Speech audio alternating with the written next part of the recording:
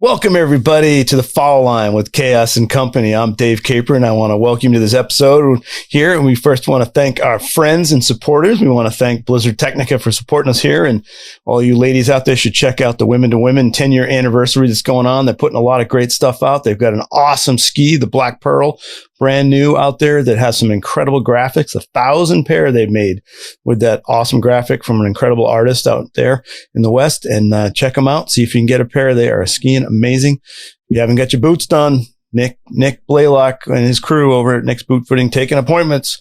Get them done. I think Coach Rogan will tell you the boots need to be done right, no matter what you're in, Technica, Nordica, or whatever else. And then rollerblade season's coming to a close, but those guys support us also. So if you can, you like the podcast, support them if you can. And we need to wish a 1 day late, which will probably be a few more days late when we actually put this out. But happy birthday to Mr. Michael Rogan. He's covering his ears. He doesn't like birthdays. It's not that I don't like them. It's just that I like other people's birthdays. Yeah, don't we all? What's going on there, Angelo? Nice to see you, buddy. Good to be seen, bud. I'm excited for this. If the recording's as weird as before we hit record, this ought to be a really good one. Yeah, we got some great outtakes in the first section there. Oh my God, so funny. But yeah, this is pretty cool. I am very excited also, Michael, that you reached out and wanted to take on this subject, because I know Angela and I know I will learn a lot. Angela probably knows it already, but I do feel that I use quite a bit of this, but I always feel we can learn more, and I want to know what Coach wants me to do. And you know, one of the question you sent to us was pretty cool. You sent, as the season starts, what are you using to help you get going? And at first I didn't quite know what you meant. And then I went to the next thing, but I was going to just pose that question to you, to kind of let the listeners know, you know, as the season starts, what are you using to get you going?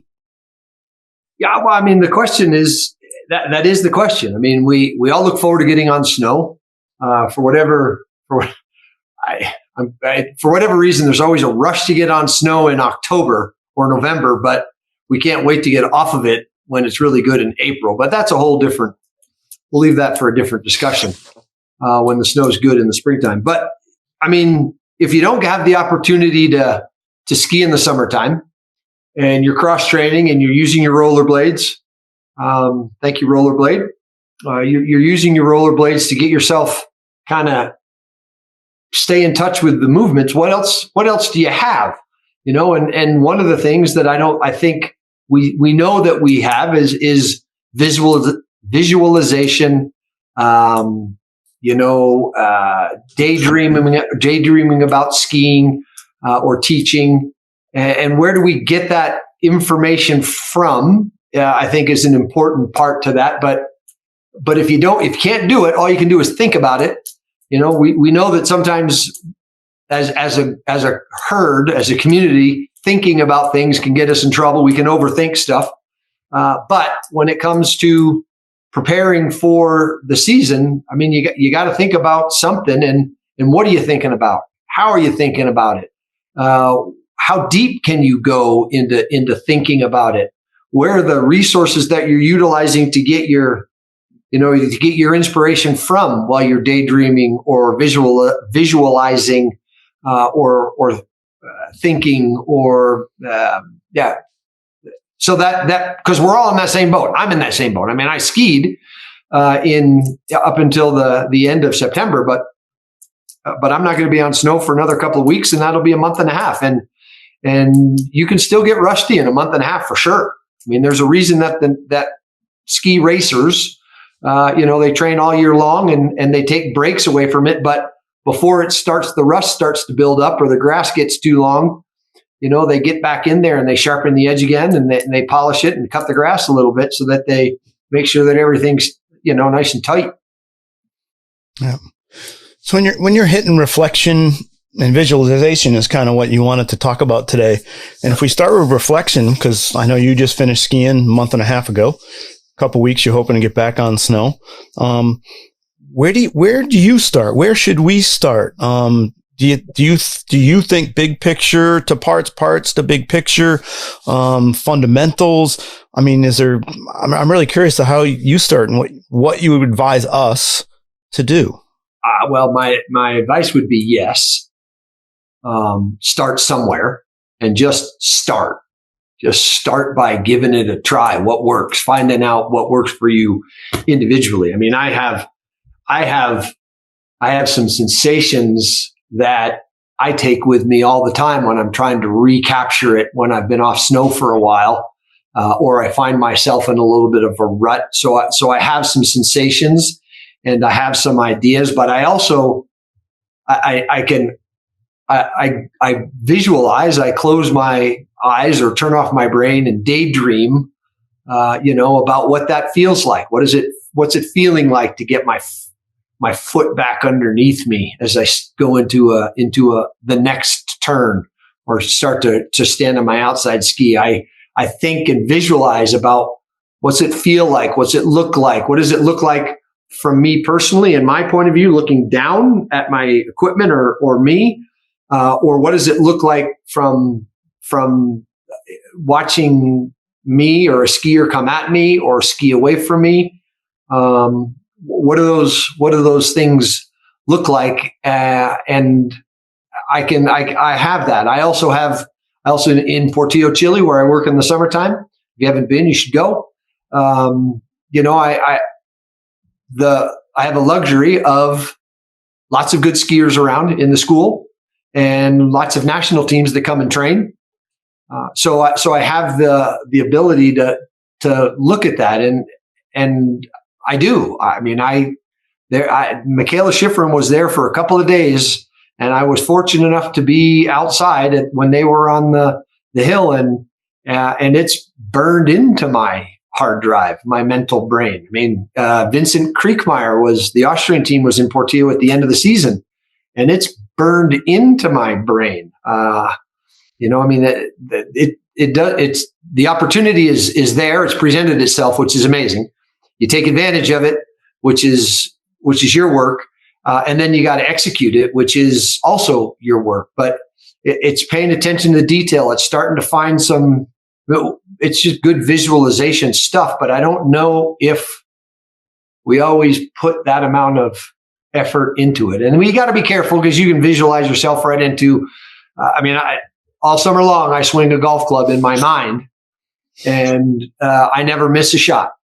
And then it takes me about 5 or 6 rounds of golf before my imagination and my visualization reconnects with my reality and what is actually happening. And then, so I get 3 or 4 rounds of golf that are, and it's out of my mind. It's better than I should be. My brother would tell me that shot's better than you are.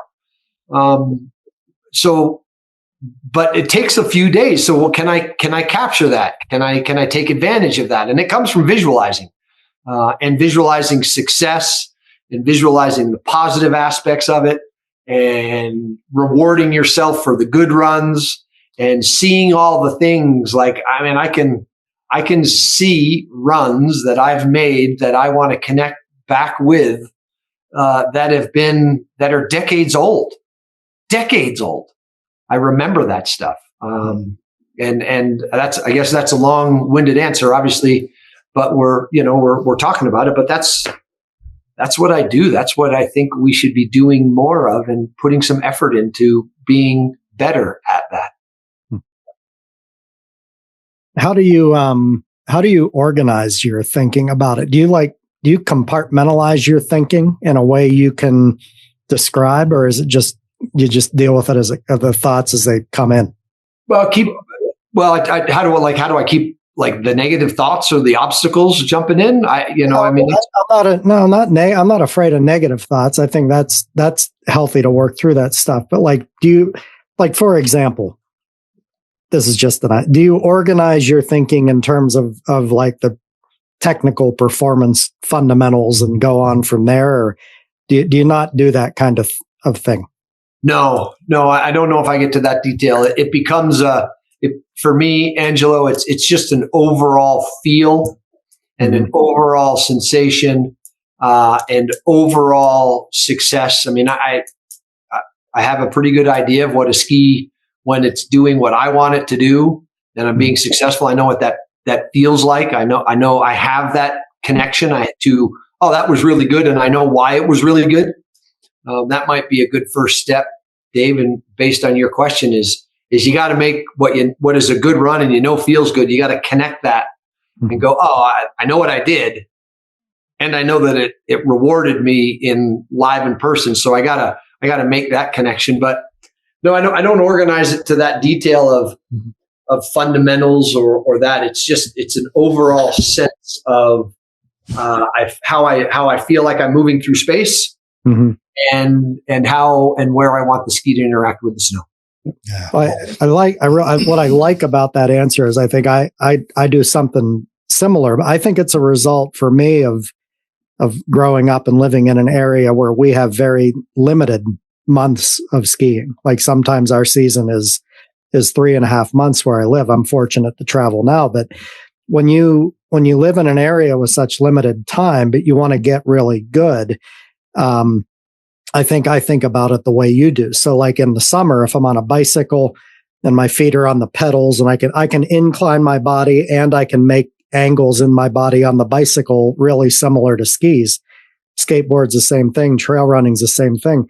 So by not compartmentalizing the thought and just focusing on the similarity and sensations, but among those activities, it almost for me comes to the place where it's all the same thing. It's all one activity. It's just how my body moves. But what changes is what I'm standing or sliding on. Yeah. I was just thinking that, it doesn't matter if I'm driving I'm driving my car, and it feels like I'm going down a road and it feels like I could make a ski turn. Then I think about a ski turn while I'm driving. If I'm walking down the street and I see a squirrel run through some pine cones, like, oh, look at that. That's skiing. And then I can take that and go, I got that sensation. This is what it feels good, and that's got to manifest itself into mechanics. But it's got to happen. I mean, I was been fascinated watching the World Series, and I think John Smoltz, the commentator, is one of the best I've ever heard.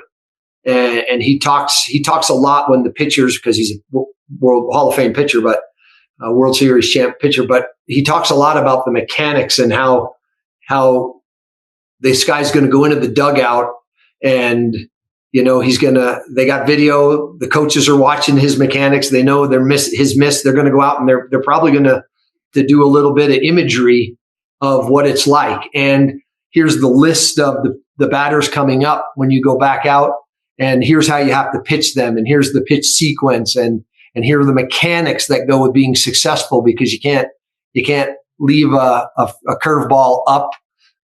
So let's make sure that we make the mechanics that happen. And just listening to John Smoltz talk about the World Series has been great from a visualization and daydreaming and imagery point of view. But I find that inspiration in lots of places. Mm-hmm. So I'm curious that you don't catalog in terms of like specific, our fundamentals or that way for yourself kind of feelings. And so when you're watching, I mean, you get a tremendous opportunity to see skiers from all over the world at the highest level come down to Portillo. You see them elsewhere also, I know, but down there definitely. Do you categorize them in outcomes of what their ski gets, or because some of them move different or using different mechanics to get some of the same outcomes? I'm just curious how you watch that from Michaela to someone else. It isn't the exact same. Yeah. I mean, Michaela was there training GS. So you get a little bit of shorter return. She was also there doing some free skiing afterwards. So that's a little bit slower and a little bit more basic return. So, I took those images and those are burned in that. Vincent Kriechmeyer from the Austrian team. And I think he has one of the best overall consistent stances in the ski community, racing community today. If there was, even in Solden, he didn't win by any stretch of the imagination. So you'd go, well, why would you look at that? You should pay attention to, to Odermatt, because he won the race. But I feel like the difference is that Odermatt is the world's best. There's no doubt about that. But he's also trying to win a race, and he's doing everything he can to find the last couple of tenths to be better than Marco Schwartz, who's coming back from an injury, which is wonderful to see his emotion. But then you look at a guy like Vincent Kriekmeyer, who in all honesty is not going to win the race. I mean, he's not going to win, but because he's a speed skier traditionally, but GS is the foundation for speed skiing. But he is a Super G and downhill skier, so he's not going to take the risks, or he didn't take the risk to try and win the race the way that Artley McGrath did, or that I'm just blanking as I'm thinking. Odermatt did, or Marco Schwartz did. The top 3-5 guys that are really going for it to try and eke out the last little bit of juice to be faster. Instead of paying attention to those guys, I mean, it's not. I'm not saying don't pay attention to them.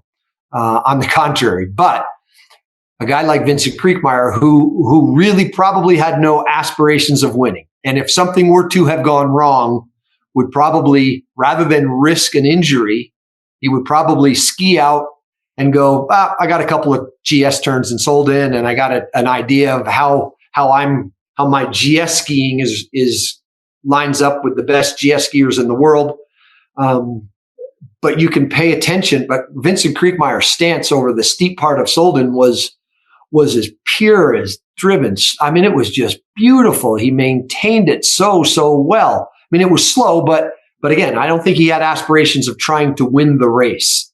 He had aspirations of using that as a race in October at the beginning of the season to get warmed up, to get a feel for it, to get into the competitive environment a little bit, to get those things, those juices flowing, not to win the race. So he's a little bit cleaner. He's a little bit more conservative. And as a result, it's a cleaner picture to potentially emulate than a person who's putting it all out there that's trying to really push hard. We have this tendency to want to watch the best and try and, like they're a little this or a little that. Well, they're trying to squeak out the last little bit of juice there. Let's pay attention to what they all do really well, rather than what the top 5 are quirky about because they're trying to get the last little bit of speed. Let's pay attention to those. Those are the things that those are connected to our fundamentals. Those are the things that are basic. Those are the things that I think you can pay attention to and you can change as much, if not more so than something else. So Kriekmeyer, I pay attention to her stance. Michaela, I paid attention to where her ski interaction with the snow because she's so dang clean and good.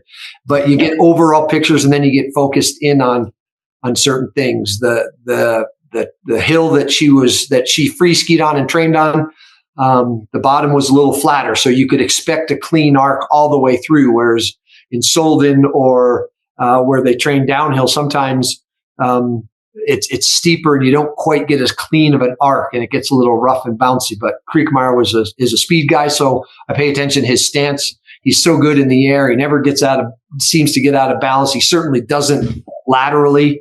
Michaela's the same way, but just the way that her stance is so compact and so disciplined as she goes from one turn to the next.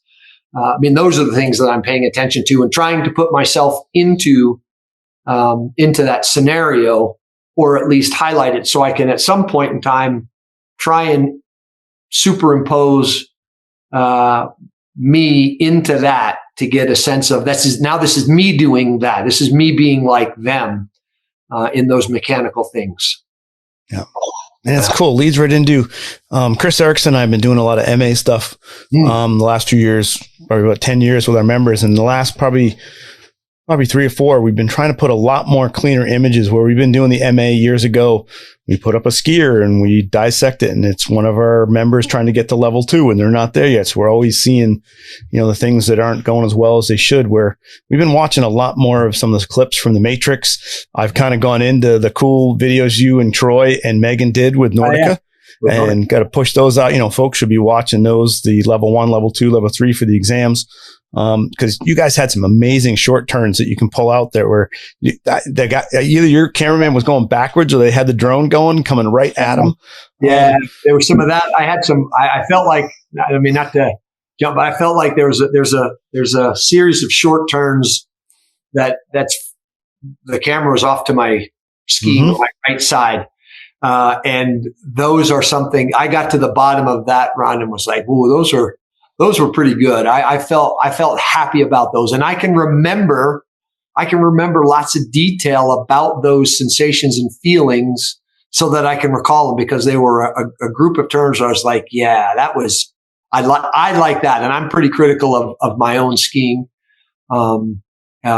But I was like, "Ooh, those I got to remember." When I get to see them, I got to connect the visual image, because I can't see it when I'm doing it. I got to my own sensation. I was like, "Oh, that looks as good as it felt."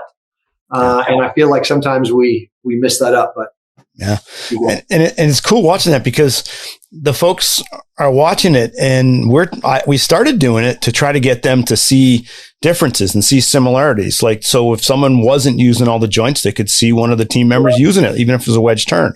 But it really fits into, I think, helping them, I hope, to be able to visualize what good skiing is, where we tend to in our MA sessions. And that's where Chris and I have kind of changed it the last 3 years, is that we were just watching skiers that we were going to fix, that we were going to do the MA, that we knew they didn't have the rotary skills here. They weren't using the ski to turn from the middle. We were picking videos to make sure people could find some things and be able to look at them, where we're using a lot more of that good imagery, where yes, I think it's helping for what we're shooting for, just in like, okay, this person isn't doing that, the team member is, but it is really hopefully giving some imagery to go out this winter and get on snow. I mean, and I think that's pretty important. It's been kind of cool, some of the stuff they've seen.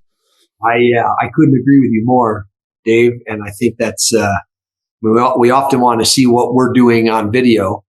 But then you watch it, and what you see is an underperforming or an underperformance, because you found something. So you're watching an image that you don't want to emulate rather than the image that you want. I can tell you a story after a bunch of conversations with a coach up from the Pacific Northwest, a guy by the name of Seth McAdams. Seth McAdams was coached on the U.S. ski team, and then he went to the Mount Hood Academy, and now he's back with the ski team. He's a good friend and a very smart skiing mind, and a really good tinkerer and thinker. And when he was coach of the women's tech development team, so we're talking about people. I might get that wrong, so I'm not going to name names in case I get it wrong, because I don't want to put somebody on the development team that was on the B team or something. But he and I in Mammoth, he talked about, look, I'm gonna do less video, but we're gonna watch more video, but we're gonna watch video of people doing it right versus us doing it wrong. And we're gonna get to watch us doing it wrong. He's talking to his group of athletes. We know what it is we want to do. We're gonna watch us do it to see if we can catch ourselves doing it right. And if we don't, we're gonna remember it. But then I'm gonna fill your brains with images of it happening properly. And let's see if that makes a difference. And he says that the group that he was with appreciated knowing what had to be done, understanding the mechanics of it all, and then seeing it executed properly, because they had been trained as athletes, world-class athletes. Visualization was a part of it, and they'd work with sports psychologists, and that they could see in sports performance, they could see themselves doing it the way that the video of it executed properly was. And he said that it made a difference, and they learned more about their skiing, and they were able to improve a little quicker. Now, does he still do it? I don't know, but I tip my hat there a little bit to Seth McAdams about doing that type of visualization getting images of people doing it right and watching those. So I applaud you and Chris, and your group there in the East for taking that approach and figuring out how to superimpose themselves into the body of an image doing it right. So because then once you can take that step of actually seeing yourself doing it that way, that's very different than watching somebody else doing it. So you got to be able to take that next step, so where you can see yourself executing it properly. Yeah. So similar, kind of related. When you visualize your performance, Michael, are you looking out of your eyes and seeing what, like the environment, or are you like, do you have a mental reel of like a camera and you're watching yourself from the outside, like a near-death experience? What, or both? Like, or do you like picture your head on Capron's body with his awesome telly turns? What's going on? I never, ever do. I just wanted to say it out loud. I can't wait to not edit that out of here. There's no way that you're editing it out. If I take it out, you're putting it back in. Unfortunately, I can't not see it now. I know. So I guess I do that. Oh wait, I just no. No, I can see. I can feel myself performing the way that I want and see what's happening in front of me and relate to the sensations. And I can also see myself from outside looking in. So I can see myself ski by and create those sensations internally. I can do both. Yeah, that's interesting. Yeah, I can jump back and forth without a problem. I can, like those posters that have, the image within the image, and you change your focus and see it, or you see and then you get the 3D image inside of it. I can flip back and forth pretty easily. I imagine that's more, I mean, obviously that would be more well-rounded than only having one approach, but it reminds, and I'm going to hack this up because I just thought of it, but like, there's a psychological mental experiment where you're asked to like just stand there and point to where 3 p.m. is on your and like introverts will point one direction and extroverts will point the other direction, but it just gives some insight into how you might visualize things. Yeah. But how you see the world how you see the world, whether you're looking at the clock and 3 o'clock is there, or whether you are the clock and 3 o'clock is over there. Right. So probably being able to do both is better than one, I would imagine. Unless you get yourself confused and get all twisted up, then you're back to being like a soup sandwich. Right. But if you point upward, your clock fell over, you got to twist it. Yeah. Or if you have a digital clock, you can't do it at all. Yeah. Yeah. So I got to ask Coach, because this is the important one. Uh-oh. What we've done so far with that. Well, I thought I'm feeling good about this so far. Well, it's the important one because I think it'll hit home.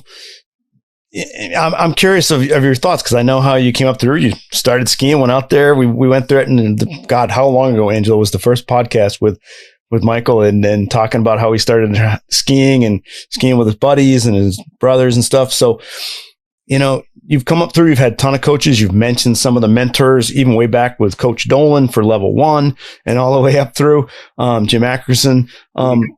Yep. Keep going. So you came up just like everyone else. You had a ton of coaches along the way, and you must have looked at those coaches. It wasn't always looking at the World Cup.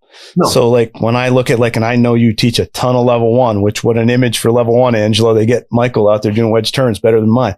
But I think some people, think that, well, I can't do the same image that Robin Barnes did on the Matrix doing wedge turns. Yeah. But I think that a lot of our members that are out there teaching folks how to ski, those folks are still getting a darn good image compared to what they're doing.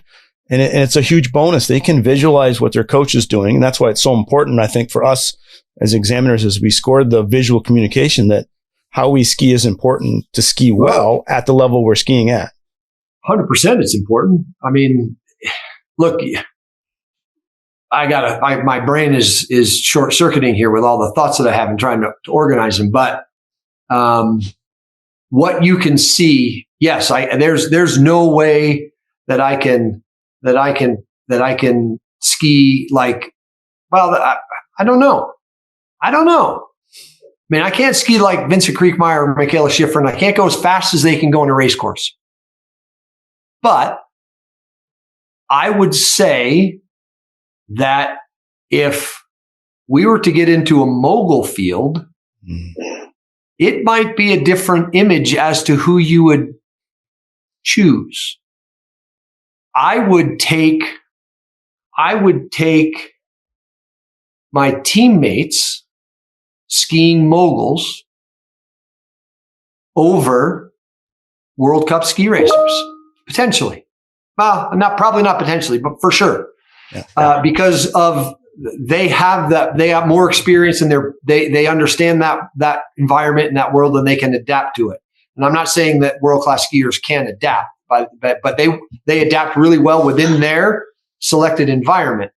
And so what you can learn from watching the people that are really good at it, that are better than all of us put together, is you can compartmentalize things and get specific about detail, like foot position, like posture, like where their angles may come from, like where the ski starts to interact with the snow. Those things, how much up and down they have or don't have, or how much down and up they have, or lengthening and shortening, or the inside leg versus the outside leg. Those things, although I don't do it like Michaela Schifrin does, we are a human body and we move the way that we move. And that is the same. Yeah. I mean, let's go back to the East Coast. Just got Maryland Hall of Fame, Emily Spiker. Emily Spiker, when she first was getting started, she skied with all kinds of good skiers. And she took things from following those people that she incorporates. Now, might she ski like Barb Marshall all the time? No, but she took things from Barb about line and tactics and ways through the trees. When she and I skied together, or whomever she skied with, she gleaned out things that she could pay attention to and try and emulate that weren't held to, you got to go faster. They were mechanical, and the body moves the way the body moves. So we're all humans, so that we can relate to that. So it's absolutely relatable. And I would also say that in nature, I would say visual communication from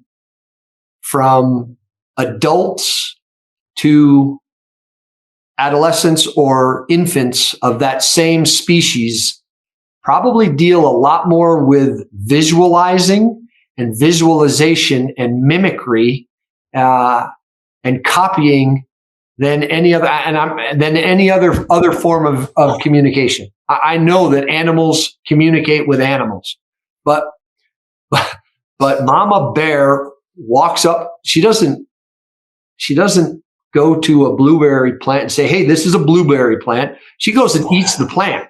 She eats the berries, and the kids follow and go, "Oh, Mom's eating it. Therefore, I trust Mom. I'm safe here. I guess I can eat it." I smell it. I see what it's like. They experiment with a little bit. They get it in, like all kids, they put it in their mouth so that they can test their environment and learn about their environment. And then they recognize that that's a blueberry plant. And if they eat something that looks like a blueberry plant, but is not good, they instantly realize, and they're like, "Oh shit. Oops, sorry. I got to pay attention because this berry and that berry I thought looked the same, but they're different. Mom's eating these and not these. So I'm going to pay attention to these anymore. And I just learned that these berries aren't those berries." And it's done by watching it happen through their lives. And I feel like that's the same way in skiing. You got to have good imagery to emulate and copy and look at and understand, to be able to then put it in your brain and go, okay, I can visualize this and improve because my nervous system is firing, which is the whole goal in the end anyway, is to try and get your nervous system firing so that the first time you get on snow, you're not going, oh God, I forgot what to do. Everything feels foreign. My boots are stiff because they were soft in the springtime, but now they're stiff because I'm not moving the way that I was. The whole goal is to have a little bit better performance a little bit sooner so that you can then hop back up on that track. And if you've stepped up a little bit, but you keep the trajectory, you end up at a higher spot. You start higher, you finish higher. Let's pivot a little bit. Still visualization, but how do you use it in synchronized skiing performance? And you guys, you synchro a lot. And so like, do you try to follow? I think I know the answer. I'm just setting it up. Like, do you typically try to follow people who have more of a body type like yours? There value in following other body types. What are your thoughts on visualization when you actually have the person with you and you're performing at the same time? You visualize not hitting each other. I have a friend, Jimmy Halfhill, says, you don't ski the trees. Yeah. Ski the spaces between the trees. Yeah, well, for sure. I mean, but there's a piece of that, right? You want to visualize opportunities, not obstacles, right? It's really easy to see the things that you shouldn't do. Right? You look at it and you hit it. That's what I did on my mountain bike a couple of weeks ago. But the idea of seeing opportunities and not obstacles is one. When I look at synchro skiing, I don't think it's body type. I'm not sure I necessarily believe that one as much as people lean on it.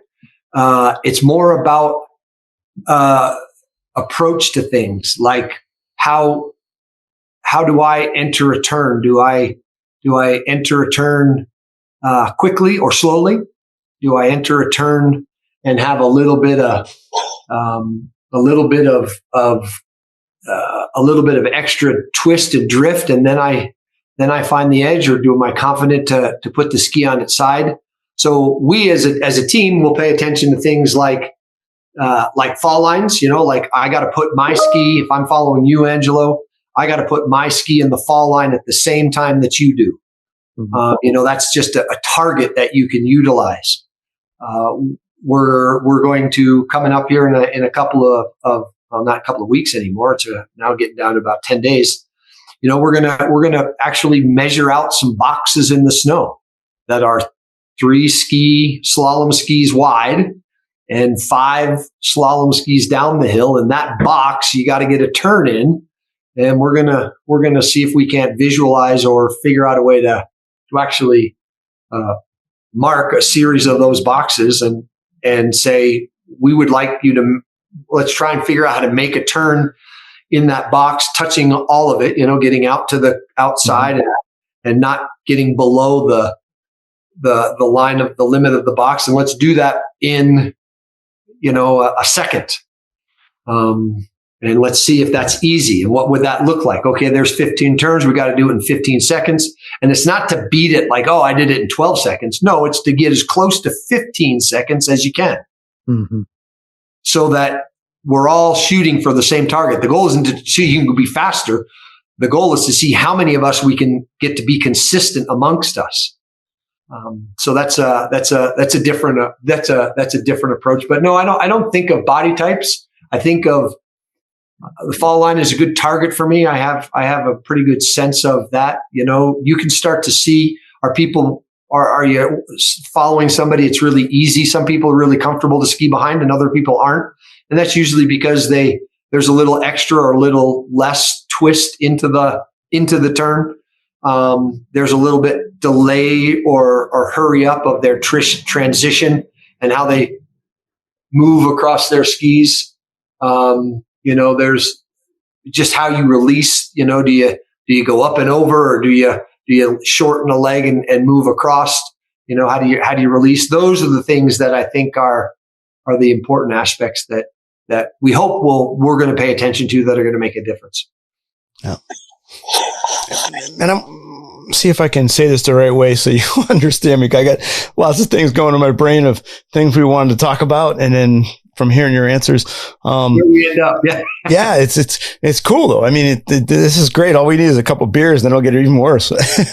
But you know, we know we want to gain things from looking at good skiers. I know when I go out and watch good skiers, I ski with good skiers, it pushes me.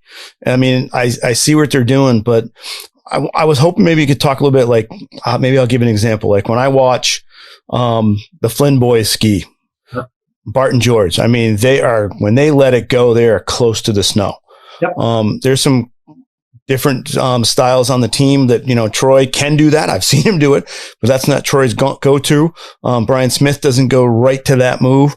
But they're doing great things in different snow surfaces. I just wondering how you catalog, and when you look at when they're applying a different, you know, they're adapting to what they want the ski to do. How do you catalog that? Like, do you go, okay, he's doing this to get that outcome, so do I want that or not? Or, you know, where would I put it? You know, how do you catalog that stuff, that expression that Angela talks about? Like, some do it for expression of, this is how I love to ski. This is the sensation I like.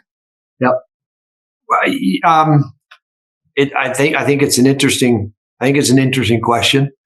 And I think people that use that phrase, that's an interesting question. What they're really doing is buying time, trying to think of something. Yeah. But at the time they're talking, they can't think about it. So we should really just take a pause there for a moment and let me get my thoughts about that. But I think you have to, you got to see who does things similar. Mm-hmm. You know, you can get a sense if you can see that Bart and George do it. I mean, they're twins, so it's like Megan and Katie. Yeah. You know, not thinking that they would ski the similar is really crazy. But you can see like the timing. You can follow. You know, I can hop in behind Troy and go, okay, I feel like this is a little quicker or a little slower than me. And then I hop in behind Dusty and go, okay, this is a little quicker or slower. That was quicker and Troy was quicker. So maybe those two will pair up. And you start pairing people up and seeing. And I mean, our group they're so good at paying attention to stuff, but you just ask. I mean, if I were to say, Dave, with you and the examiners in the East Coast, if I said, give me 5 people that you are comfortable, that you just line up with, that you feel like that you're comfortable skiing, you know who those 5 are. So let's start there. And then you got to decide whether you want to improve what you're doing, or you want to be somebody different. And then you go, okay, we need to do this for a purpose. So you 5 are going to be together. And then you could go, well, okay, now it's time for improvement. So the last thing that's going to happen is you 5 being together. We're going to make sure that you 5 are apart so that you get used to following in somebody else's tracks. And I think that's something that is also really, really good to do in the beginning of the season, is follow people. And not just a little bit, but I mean, and not really close, right? Let's keep safety at the forefront, because you want to have the season.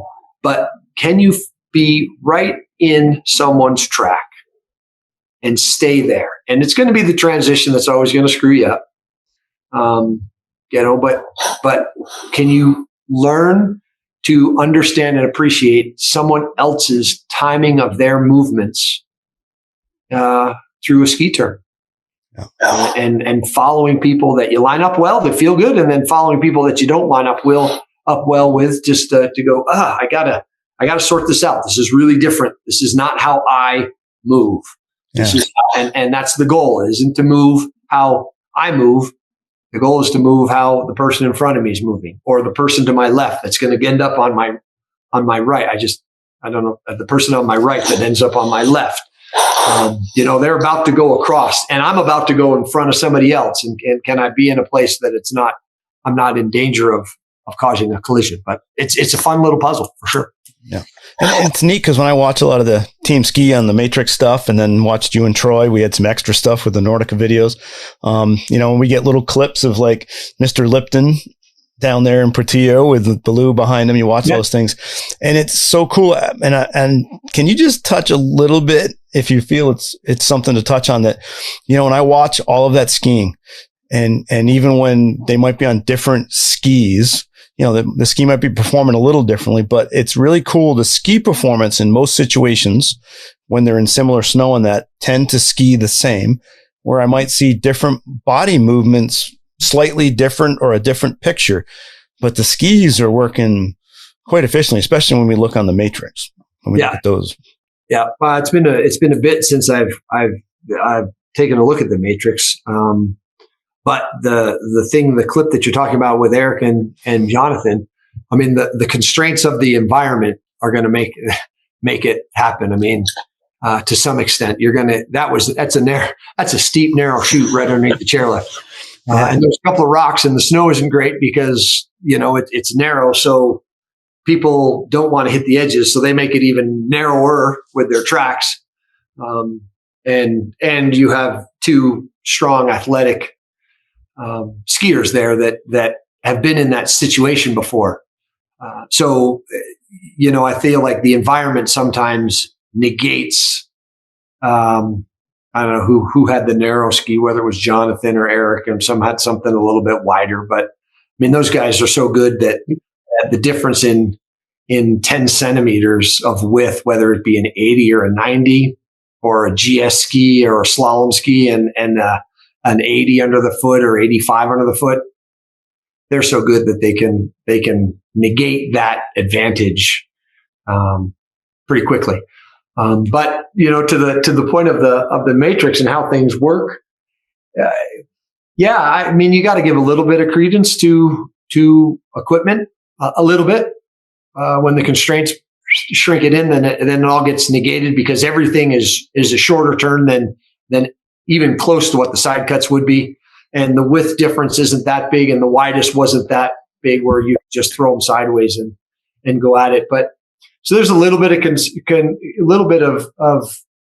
give and take there with I forget what the question was about the Matrix. Sorry about that. Well, no, it was just looking at it. I mean, I think a lot of our members get wrapped up in the body movements. So they'll watch one of the team members that might not have the same exact visual images like George and Bart do. I mean, yes, they're twins and size them the same and move the same, but they get wrapped into the body stuff and not enough in the ski. And I was just curious your thoughts. Sometimes you have to maybe move a touch different than another body type to make the ski do the same thing. I just wanted your thoughts on that when we watched that.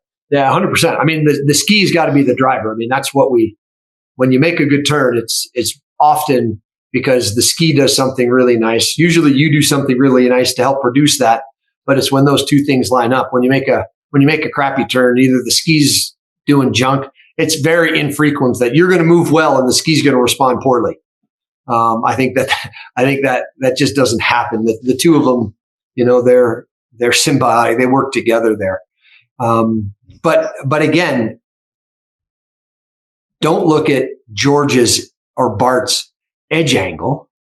Look at something that you can do. Their basic stance, their arm carriage, how much their inside foot moves forward or not. That's going to affect the stance. Where the ski starts to interact with the snow. Do they have a big up and lose contact with the snow? Do they have a drop where their hips get behind their feet, but they still continue to move? They still continue to move forward. That's a hard thing to wrap your head around. That you bend your legs, but you move forward. But keeping up with, I mean, that's a cliche term. They really kept up with their skis. So is their body moving through space at the same rate that their skis are? Is their body taking a similar path? So therefore they're kind of they working together, or is it disconnected and having conflict? But you can pay attention to their ankles being bent, both ankles, instead of the inside foot way out ahead and the outside one just underneath you. Doesn't matter what speed you're going, ankle flex is something you can pay attention to. Doesn't matter what speed or what turn or what snow condition, that's something you can pay attention to. Having your legs move or your skis move through the turn first compared to the twisting of your upper body. Doesn't matter what turn you're making, everybody can pay attention to that. Arm carriage and how the inside part of your body moves through that space. It doesn't matter what type of turn or what situation you're in. Pay attention to the things that you can be. And those are some of the things that you can pay attention that it doesn't matter if it's George Flynn, Michaela Schifrin, Joe Blow, or Jenny Generic. It doesn't, that stuff doesn't matter. Those are the things that you can pay attention to that everybody could be paying attention. You should be paying attention to. Can you talk about the level of detail when you're visualizing? Like, are you smelling the imaginary Waffle Hut at the bottom of the hill? Like, how granular do you get when you're purposefully like visualizing your performance? On a scale of 1 to 10, if one is brain dead and tens in a microscope, 4 to 6. I mean, I don't get too caught up in them. Mm-hmm. You got to notice them for sure. You got to be able to observe them for sure. But I don't know if you need to get caught up with it, especially at the beginning of the season, which is where we started here. You know, just getting a basic sense of what it feels like to be a skier again, because we've had in some cases March, April, May, June, July, August, September, October, November. And the beginning of the season, the conditions are never awesome anyway. You know, it's narrow, it's crowded, mm-hmm. It's slick. So that's gonna screw. That's why we all like to go skiing in the morning and the slopes are crowded, empty in the afternoon, because mm-hmm. I get out there with the good stuff where you can have some predictability, some consistency. You know, you don't have, not every single moment of every single turn is trying to kick your butt. You know, there's some margin for error there. Mm-hmm. But not crazy granular, just overall sensations. Mm-hmm. You know, that felt pretty good. I was moving well. The ski didn't react too differently. You know, it didn't really just spin off on me. At the bottom of the turn, it just didn't mm-hmm. spin around. I felt like the ski worked well into the fall line. I didn't have to over pivot to the fall line, so I could allow the ski to kind of go out away from me and then ski back to me versus, I can't let it go that way. Well, I'm moving to the inside, so I gotta redirect it, or I moved inside way too strong, so now I gotta redirect it so it comes back underneath me. You know, where things are moving in sync in a kind of a parallel arc or kind of a similar arc. The size arc, and those are the basic things that I think we should be paying attention to. Slowing down is good, but it's got to have the ultimate goal of being able to then speed up. Oh. It's interesting you have the sloth next to you. Because I will never forget this story, and I can't remember the exact time I asked you, but I had watched video. I think it was back from like 2004, and it was a while ago I asked you this. It was from a tryout. It was back, I think the run was in Mineral Basin. Oh, okay. Yeah, I know what to do. Yeah. and it was, I asked because I knew the snow was just garbage. It was like muck of 2 feet, almost like a foot to 2 feet of muck. And you came down that, and I watched other skiers around the video from that tryout and watched your run. And I did. I asked you later, it might have been closer to when I was thinking of going to the tryout in 212. And I was like, how, what were your thought process? What did you do? And it was interesting that what I remember you telling me was a lot about, you knew what it was going to feel like. You knew what your skis were going to feel like, how deep they were going to be in the snow. You knew the speed.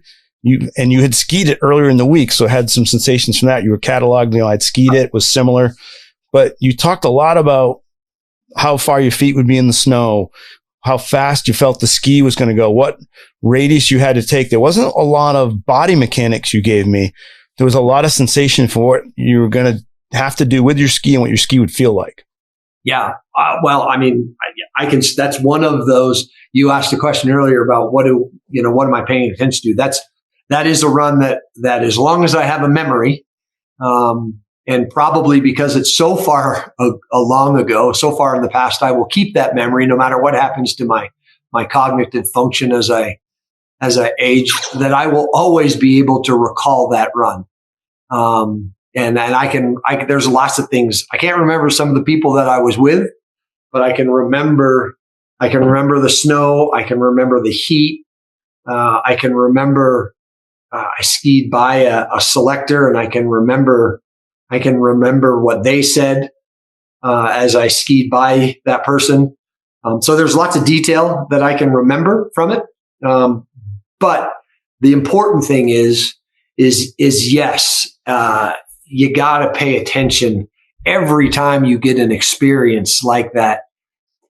I feel like you do yourself a disservice as a learner and an instructor if we don't do this, is to categorize things and remember things like how the snow, what it looked like, what the sun aspect it was, what the exposure of that run was, what time of day it was ish.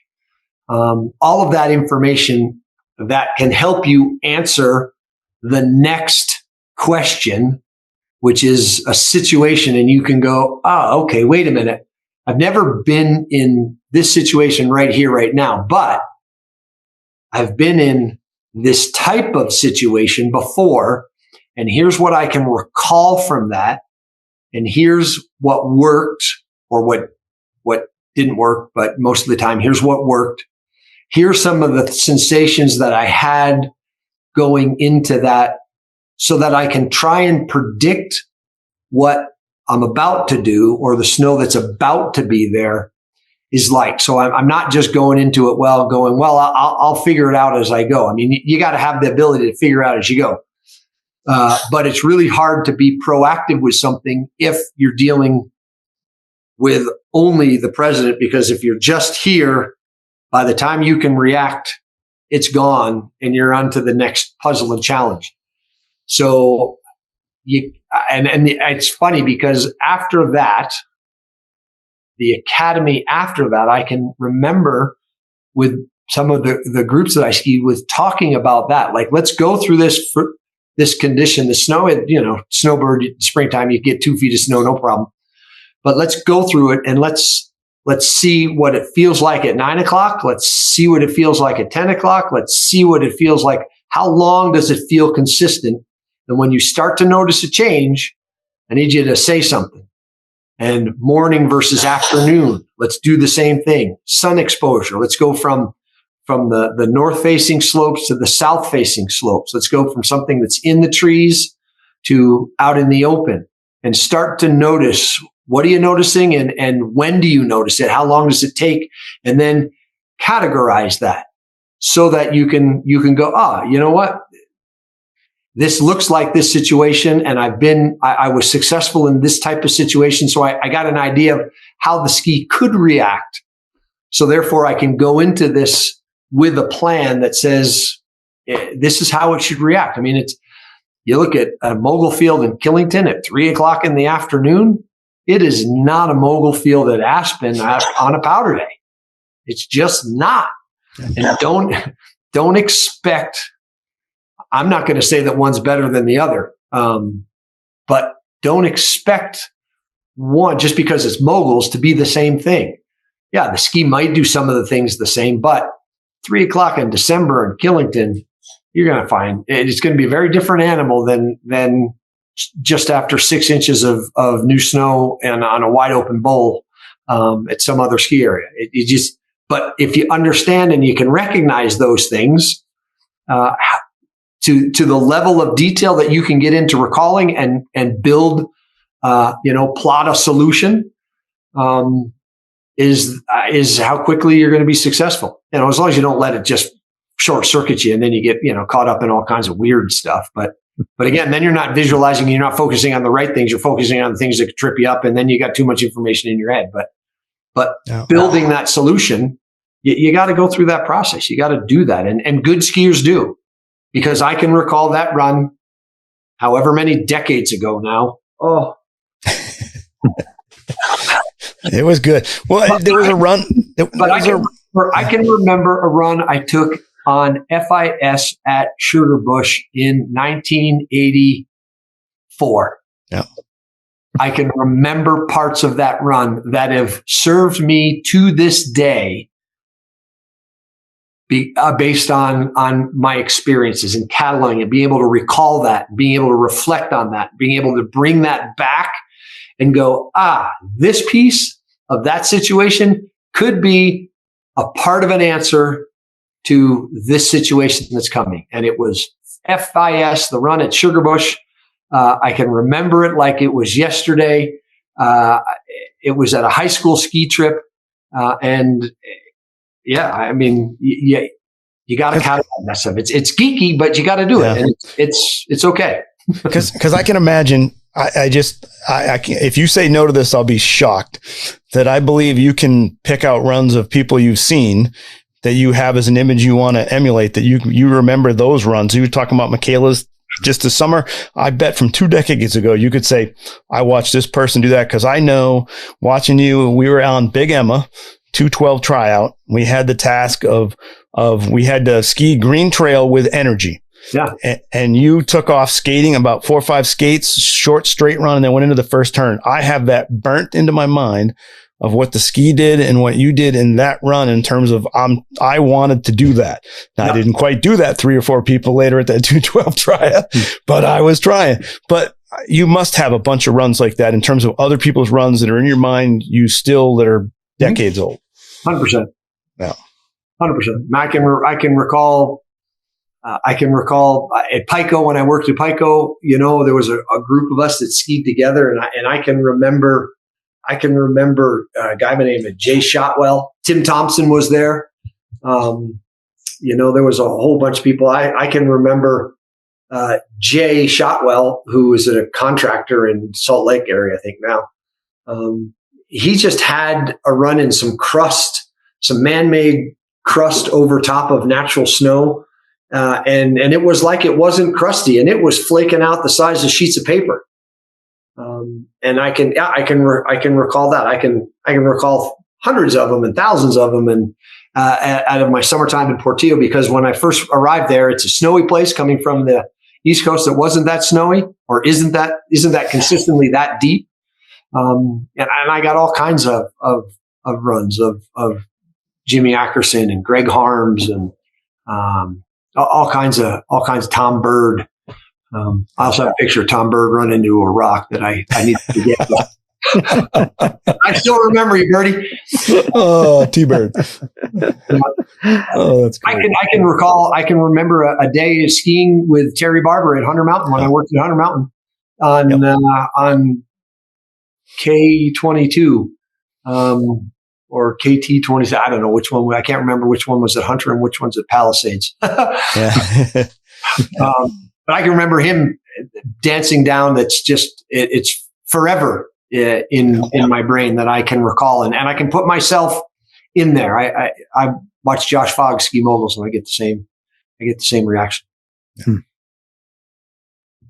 Michael, how much do you use video of yourself, and do you have any recommendations for people who might be listening, how they might use video? I use very little because I just don't, because I don't take the time to get it taken, probably. And I am hypercritical of myself. So I feel like I would if I'm watching myself, I would fall into I only see the bad stuff, not the good stuff. Mm-hmm. Personally, that's what I would do to myself. Mm-hmm.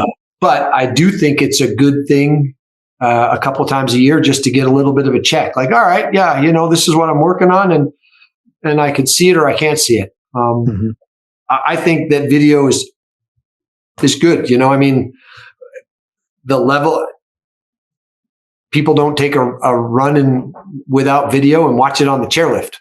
But there's usually a clock synchronized with that. And they're very, very in tune with what the goal is, why they're doing that, what they're looking at, one little specific thing, like where is my outside ski compared to that die line? And it was a little bit different here. It was a little bit different there. This is what I felt in that turn. This is what I didn't feel like. This is what I did feel or I didn't feel. And here's the time that correlates with that. Mm-hmm. And I think if you're gonna use video a lot, you need to get to some of those detail things, and not just turn where you feel like turning, but you need some constraints around you that keep it consistent day after day. I think you should use it. I'd like to use it more, but I just don't take the time to get as much. Those Nordica videos,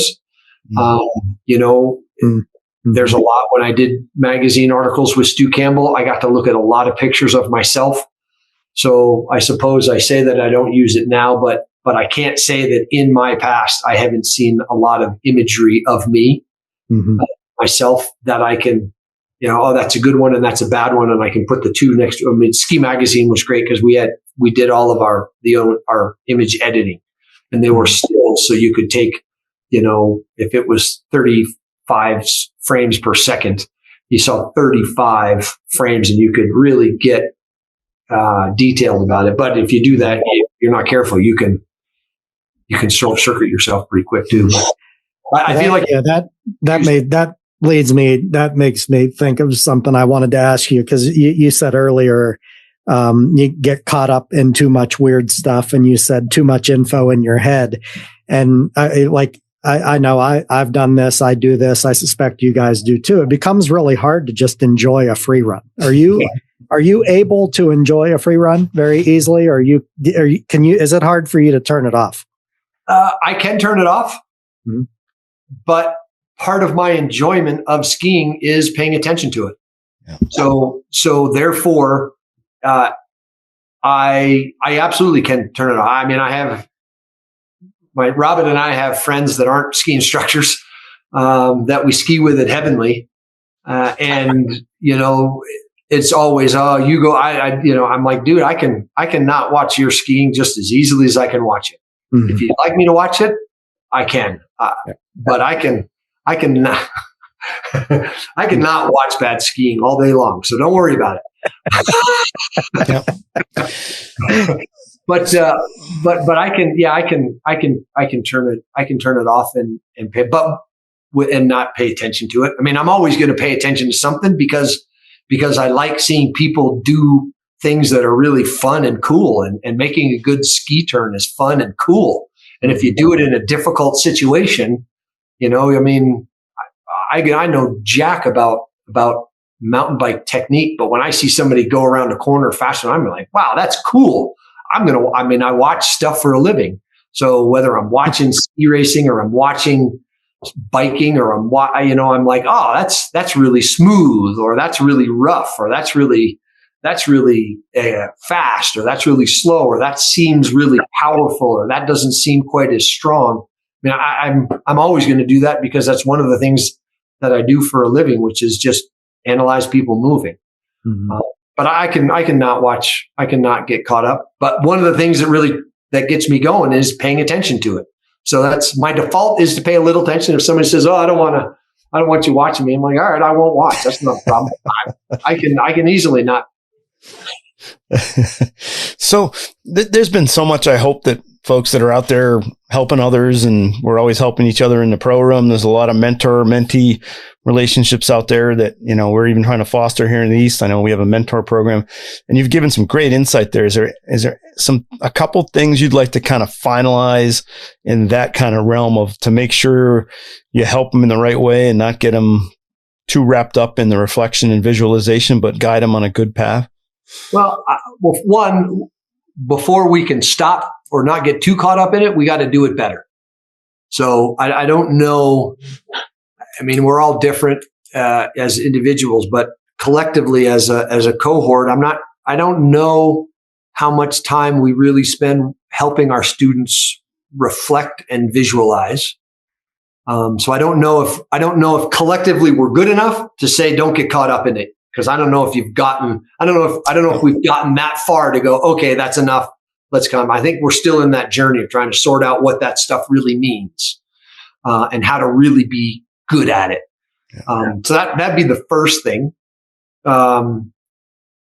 find, I guess, I mean, I can recall there was a skier at Catamount who I didn't know. I never knew who he was. I think I've told you this, but I've never knew who he was, didn't know his name, but he skied exceptionally well. And anytime I got to watch him, I would, and I'd look for him. But he never knew it. Cal Cantrell, bless his heart. He was a different type of mentor. He was not a nice person to me personally, but I appreciated the benefit that I was going to get from him. So it doesn't always have to be your best friend. That is a good mentor. Sometimes it's somebody's being a jerk. You got to get past that, just toughen up, thicken up your skin a little bit and realize that if it's not necessarily a personal attack, it's just their way of being with you, and they're not in control of how I feel about something. I'm in control of how I feel about something. So, but find some inspiration and find something from things that you might not see it. Look for it all the time, so that you see it more and more. You pay attention to it more. You get better and better at that reflecting stuff. Those are the things that I would say, and then bang it around with your friends. I mean, there's nothing better than a bunch of friends going out and saying, "Hey, I can do this. Can you do this? Yeah, I can do that. Well, you're doing it different." I mean, those are some of the best days. Murmur had us at a dev team training with a teenage challenge thing, and I'll never forget that with old school people like Hans Lumpy and Jason Newell and Barkley. Those are great things. Yeah. It's fun to just get out there and just bang it around and ski. Like, I think sometimes some of the training gets so structured. Mm-hmm. This is the topic. And instead of like, hey, here's the topic, let's go out and ski and just watch each other and see if we're doing it versus what are we going to do in the first run? What are we doing in the second run? I mean, and that's why I love hearing when you guys come back and gals, talking to the team and their reflections on training, because there seems like there's time in team training that you guys ski that you kind of explore. Yeah. There's not a fix, like every single run, there's this particular thing. Let's go try this and see what happens, and it flows. Yeah. Well, there might be a specific thing every run, but it's for multiple runs. So you get an opportunity to explore, experiment, and try it in different realms. You do it long. It's not just this and then, okay, one shot and move on. You get the opportunity to chew on it a little bit and see how it digests and what it works and not. And what are you thinking about it? And I mean, that's, we might have the same basic ideas of our technical thoughts at team training for 2, 3, 4 years. I mean, for me, it's a lifetime. It's since 1996. There's some things that we did with Dave Merriam and Sean Smith in 1996 at team training at Copper, before any of the training that went on with all of the race teams happened, that are the same things that I'm sure people are going to talk about in 8 years from now, 4 years from now, because they're good stuff. It's good things. Pretty cool. We're pretty lucky, Angelo. We get to sit down, no interruptions, and talk to Coach Rogan and just let him go for quite a while. It's awesome. It's super cool to have you come on and do this. I think all of our listeners really love it because they get the insights. I mean, your group and when you come to the East and do the Eastern Academy and your other events like that, get a lot of your time, but that's one group, and this gives folks a real insight into how you think. And I think if everyone took the kind of attitude that it's important to think about your skiing and think about it as an athletic endeavor, that you need to do those things. How am I going to perform, and how do I perform better? You take it in a super positive way, in my view, that you don't go, oh, everything's grand, but you don't take the negatives like it's horrible. You're able to process like, that run wasn't that good. I need to do this next time. And on our social feeds, how many times in the last month have we heard that failure is the best teacher? I mean, if you're a teacher paying attention to anything, at some point in time, some coach somewhere is going to say that you learn the most from failure, and you got to figure out how to embrace it and not get caught up in there and let it drag you into a dark space. I mean, if it's everywhere, but you have to. It's good for you, and it makes us better.